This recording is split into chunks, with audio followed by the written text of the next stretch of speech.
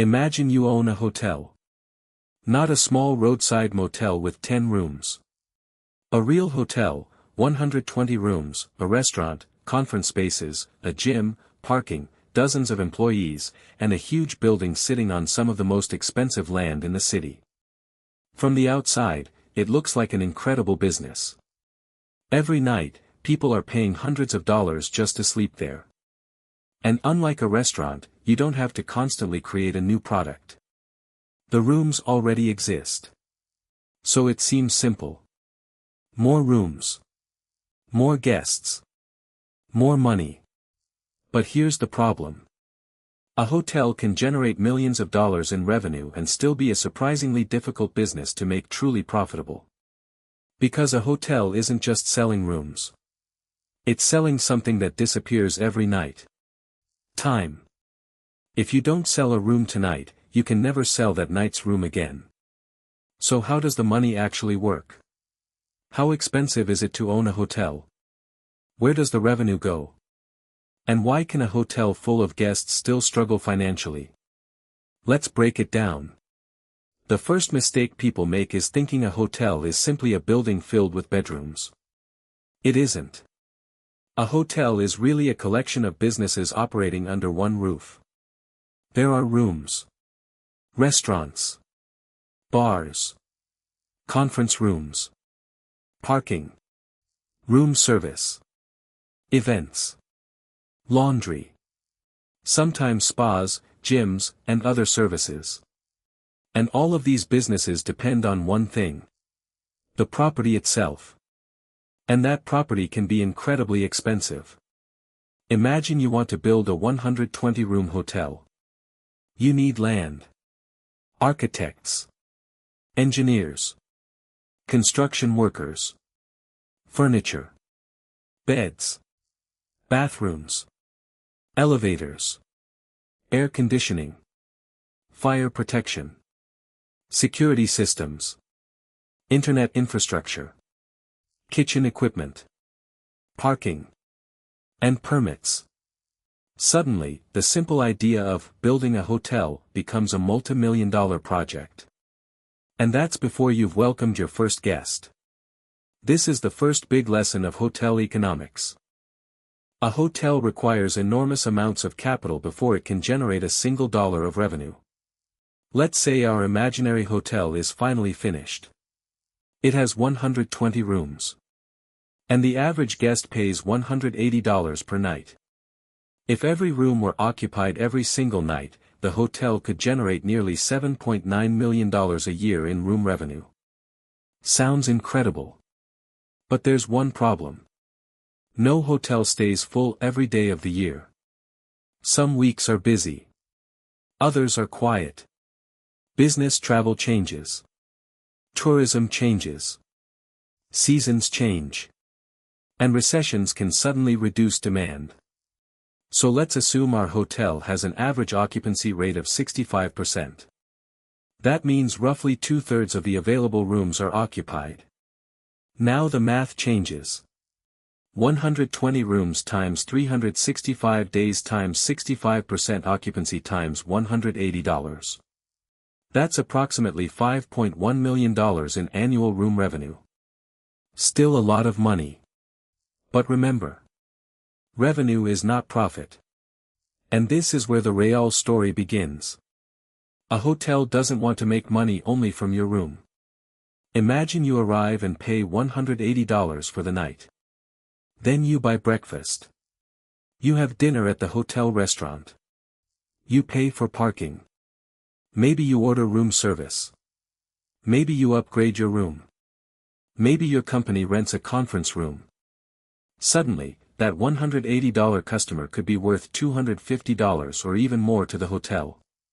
This is why hotel owners look beyond room revenue. They want to maximize the total amount each guest spends during their stay. And this creates an interesting business model. The hotel has already spent money to attract you. Once you're inside the building, there are additional opportunities to earn from you. But every guest also creates additional costs. Someone has to clean the room, wash the sheets, replace the towels, Restock supplies. Clean the bathroom. Handle the front desk. Provide electricity. Maintain the elevators. Process the reservation. And keep the building running 24 hours a day. That's what makes hotels different from many ordinary businesses. The hotel never really sleeps. A guest sees a clean room. The owner sees dozens of expenses. Labor. Utilities. Insurance. Property taxes. Maintenance. Marketing. Technology. Laundry. Supplies. Food. Repairs.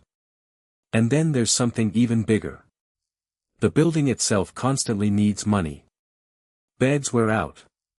Furniture gets damaged. Carpets become outdated. Air conditioning systems break. Roofs need maintenance. Bathrooms need renovation. Technology becomes obsolete.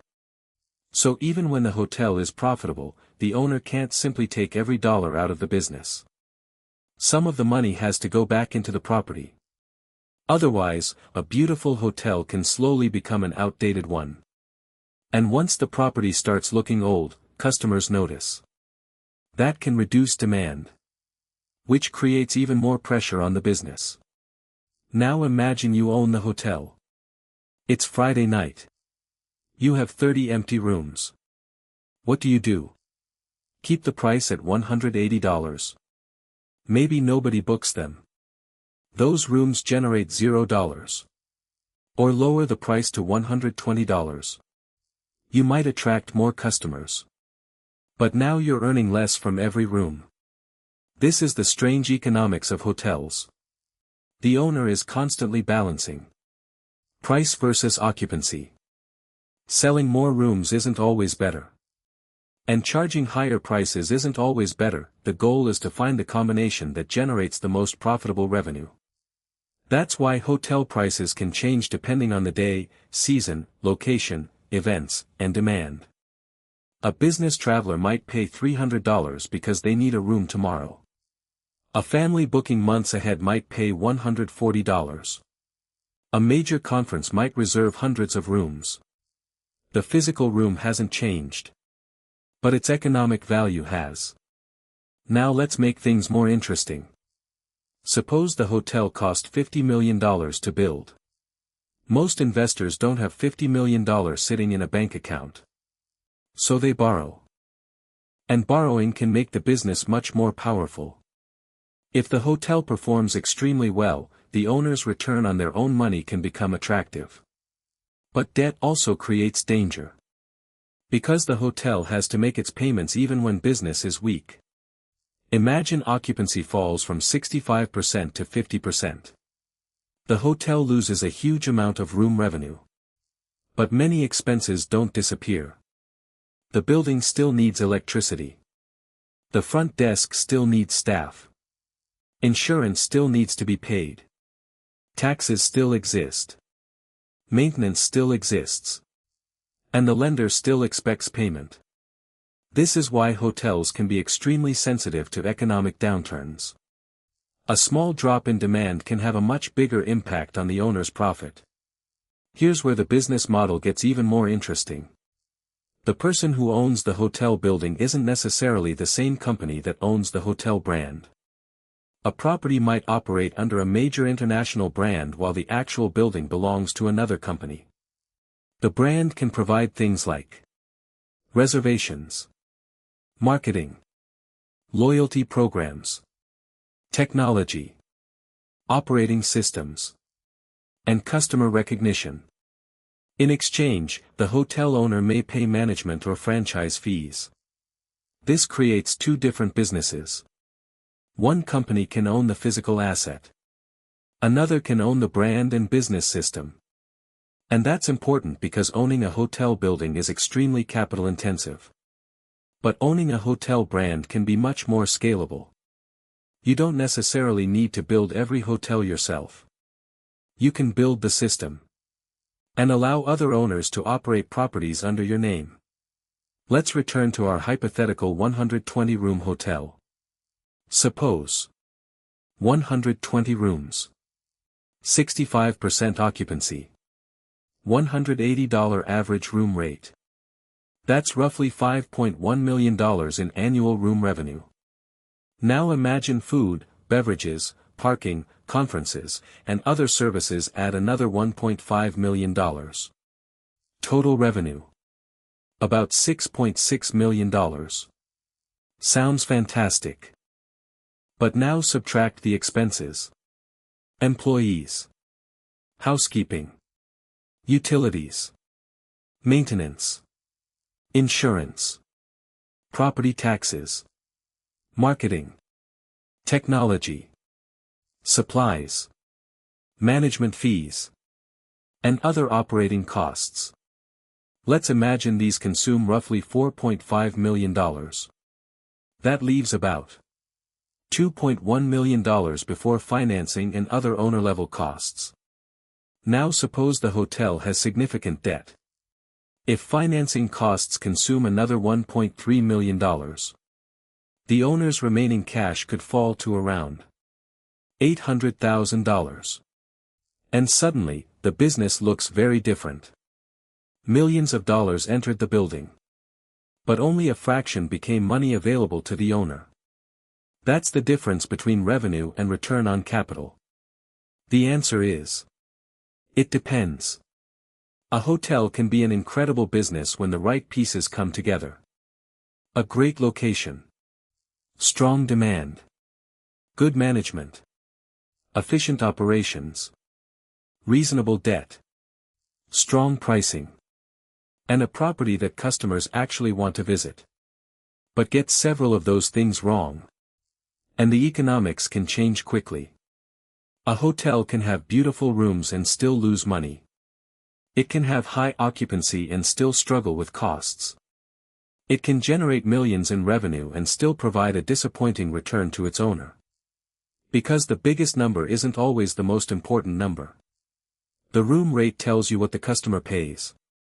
Revenue tells you how much money comes in. But profit tells you what remains. And return on capital tells you whether all that money invested in the building was actually worth it. So the next time you walk into a hotel and see a $300 room, don't think $300 profit. That $300 may be paying for employees, electricity, laundry, insurance, taxes, maintenance, marketing, debt, and the enormous cost of maintaining the property. Because owning a hotel isn't simply about renting rooms. It's about managing an extremely expensive machine. One where the inventory expires every night. A room that isn't sold today can't be stored for tomorrow. Its opportunity is gone. And that's why the real business of owning a hotel isn't simply getting more guests. It's about getting the right price, from the right guest, at the right time, while controlling the enormous costs behind every stay. Because behind every hotel room is a much bigger business. And that's where the real money is.